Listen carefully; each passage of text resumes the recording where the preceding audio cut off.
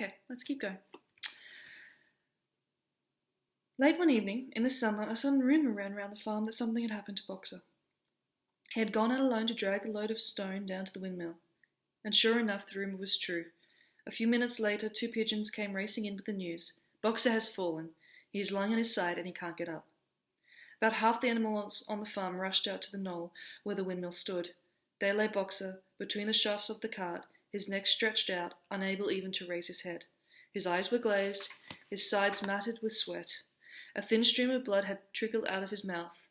Clover dropped to her knees at his side. "Boxer," she cried, "how are you?" "It is my lung," said Boxer in a weak voice. "It does not matter. I think you will be able to finish the windmill without me. There is a pretty good store of stone accumulated. I had only another month to go in any case. To tell you the truth, I had been looking forward to my retirement. And perhaps, as Benjamin is growing old too, they will let him retire at the same time and be a companion to me." "We must get help at once," said Clover. "Run, somebody, and tell Squealer what has happened." All the other animals immediately raced back to the farmhouse to give Squealer the news. Only Clover remained, and Benjamin, who lay down at Boxer's side, and without speaking kept the flies off him with his long tail. After about a quarter of an hour, Squealer appeared, full of sympathy and concern. He said that Comrade Napoleon had learned the very deepest distress of this misfortune to one of the most loyal workers on the farm, and was already making arrangements to send Boxer to be treated in the hospital at Willingdon.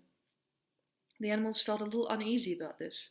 Except for Molly and Snowball, no other animal had ever left the farm, and they did not like to think of their sick comrade in the hands of human beings.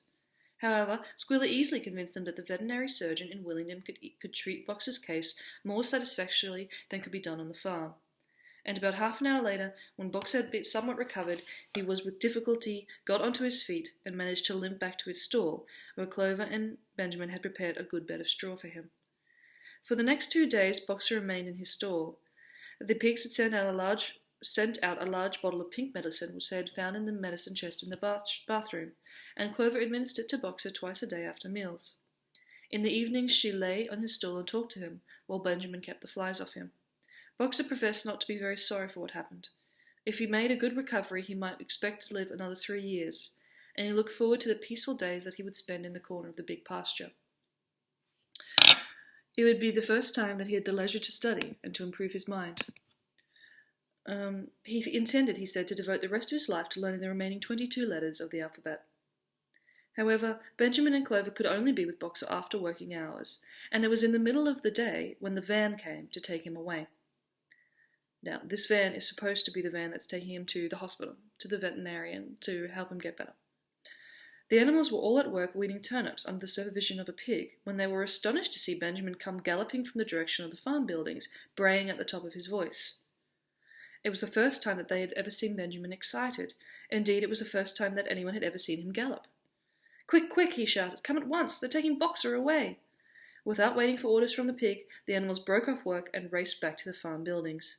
Sure enough, there in the yard was a large closed van, drawn by 2 horses, with lettering on its side, and a sly-looking man in a low-crowned bowler hat sitting on the driver's seat, and Boxer's stall was empty.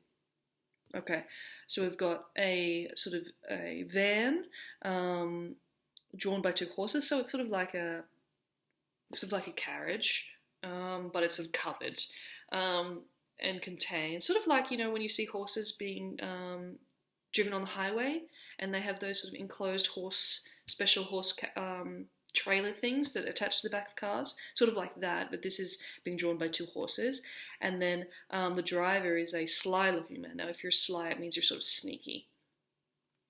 Okay, and Boxer's stall is empty, so he's obviously inside this van. The animals crowded around the van. "Goodbye, Boxer," they chorused. "Goodbye." "Fools! Fools!" shouted Benjamin, prancing around them and stamping on the earth with his small hoofs. "Fools! Do you not see what is written on the side of the van?" That gave the animals pause, and there was a hush. Muriel began to smell out the words. But Benjamin pushed her aside, and in the midst of a deadly silence he read, "Alfred Simmons, horse slaughterer and glue boiler, Willingdon, dealer in hides and bone meal, kennels supplied. Do you not understand what that means? They are taking Boxer to the knackers." Okay.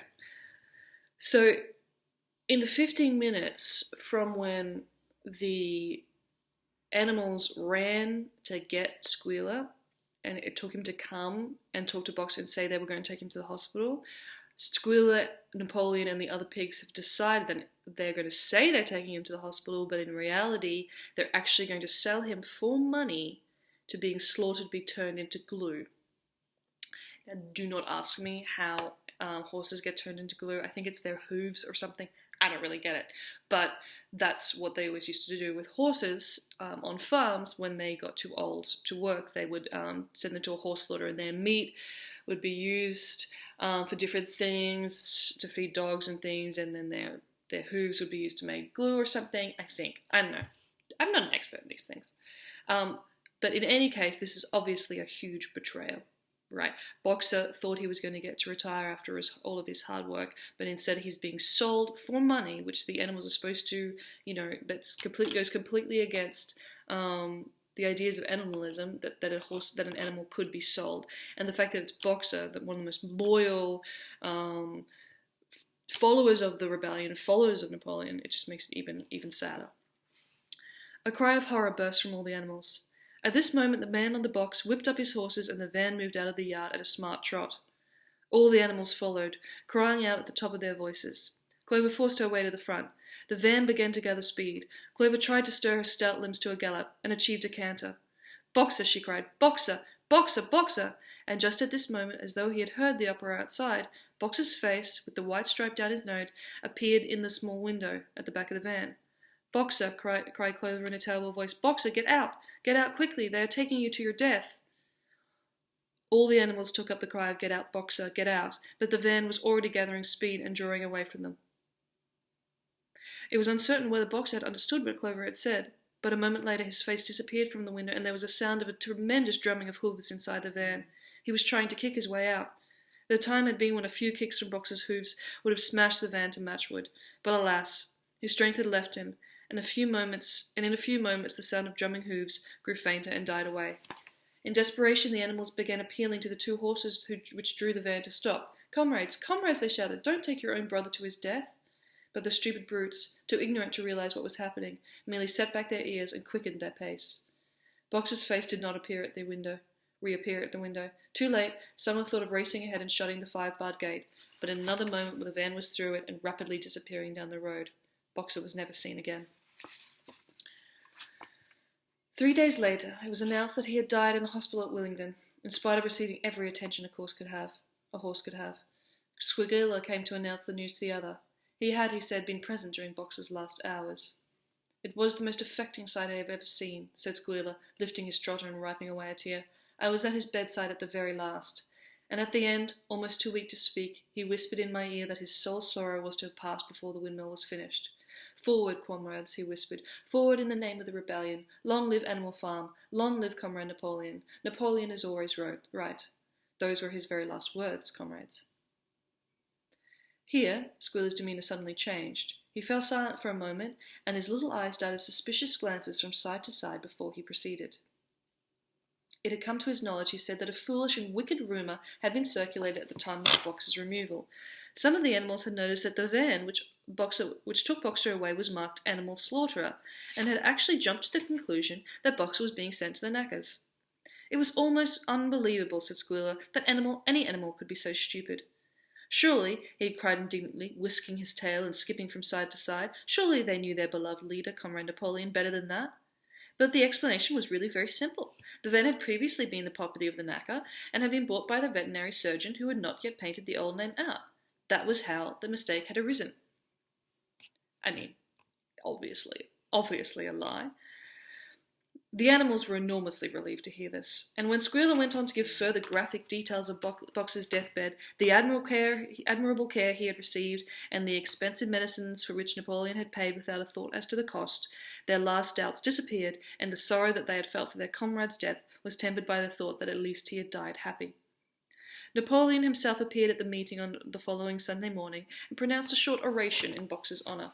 It had not been possible, he said, to bring back their lamented comrade's remains for interment on the farm, but he had ordered He had ordered a large wreath to be made from the laurels in the farmhouse garden and sent down to be placed on Boxer's grave. And in a few days' time the pigs intended to hold a memorial banquet in Boxer's honour.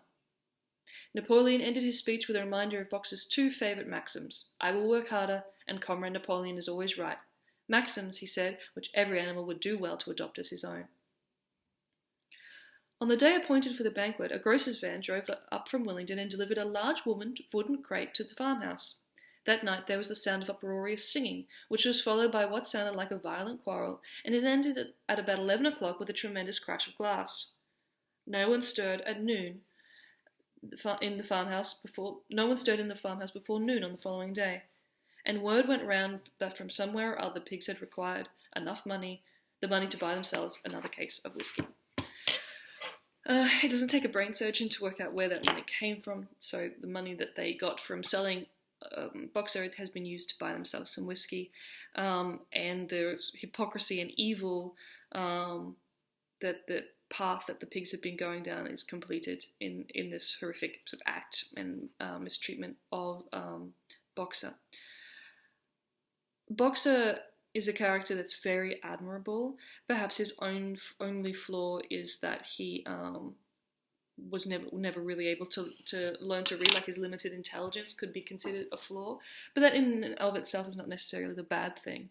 In the end, he fell victim to his own virtues, his loyalty to Napoleon and his willingness to work. He overworked himself, and that's why he got so sick.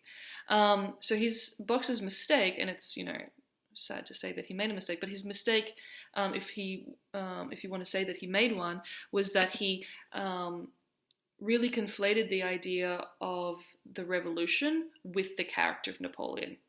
So he connected all these really beautiful ideas of Old Major, the original ideas of animalism that we learn about in chapters 1 and 2, and he connected them with a person, with a pig, but with a person, and this is a warning from Orwell to teach us that it's dangerous to really idealize our leaders, our political leaders.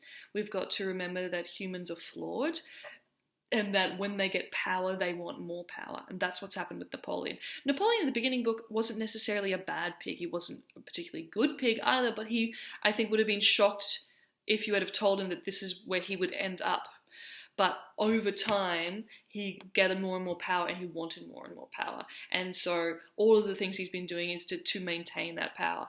And all of the things that he's indulging in, the alcohol and the treats, we have in our world now, we have a big difference between the wealthy and the poor. And we that are wealthy are like the pigs in the story. We like all of our treats, and we don't necessarily want to share them with anyone else.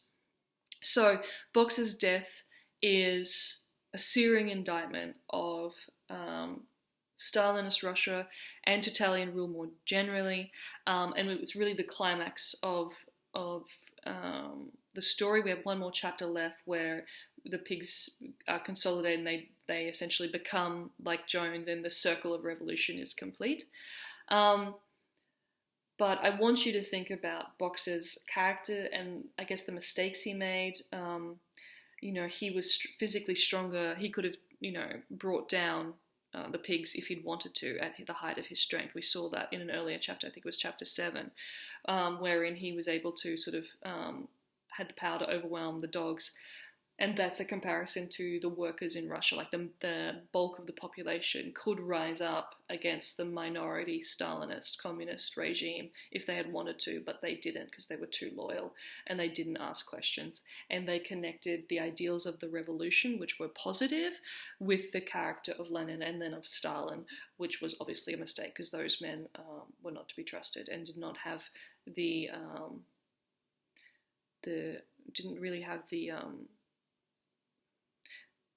didn't really think about what was best for the people of Russia, only thought about keeping their own power and getting more nice things for themselves. So that's the historical comparison there. So such a sad chapter, and just every time I have to read it makes me sadder. That's what happens to Boxer, and I always hope that he can get his way out of that van. And funnily enough, the book never changes, and Boxer always ends up dying. My dears, I will see you next Thursday on Big Blue Button. I will post a link to Moodle so you can all be there and we can have a quick chat. And hopefully by then I'll also have some more answers about what the plan is as well. answers I don't have today, but answers that I hope to get tomorrow when I meet with all the English teachers and we start to plan for what's going to happen after the school holidays. Obviously, reading Animal Farm's taking longer than we planned, and so, you know, you've got a little bit more extra time to read this book. I hope you've really enjoyed it. It's one of my favourite books to read with young people your age. If you want something extra to do to keep challenging yourself in English, one thing you could do is read 1984. 1984 is the other classic George Orwell novel, and it expands on, it's completely different book. There are human characters, it's a dystopian novel, which means it's like The Hunger Games or Divergent. It's that sort of set in a really sort of scary version of the future. And it's a classic, and it explores a lot of the same things that we see in Animal Farm. So I guess if you want to maybe expand your knowledge of what's happening on Animal Farm, you could read 1984. Just order it from bold.com and give that a read if you just want to challenge yourself a bit more, particularly if you're a student who gets high marks in English, like your English is already pretty advanced, because 1984 is more difficult than Animal Farm to read, but not much more difficult. So definitely achievable for students of your level. Okay, 3C. I'll see you guys soon. I hope you're all well. Bye.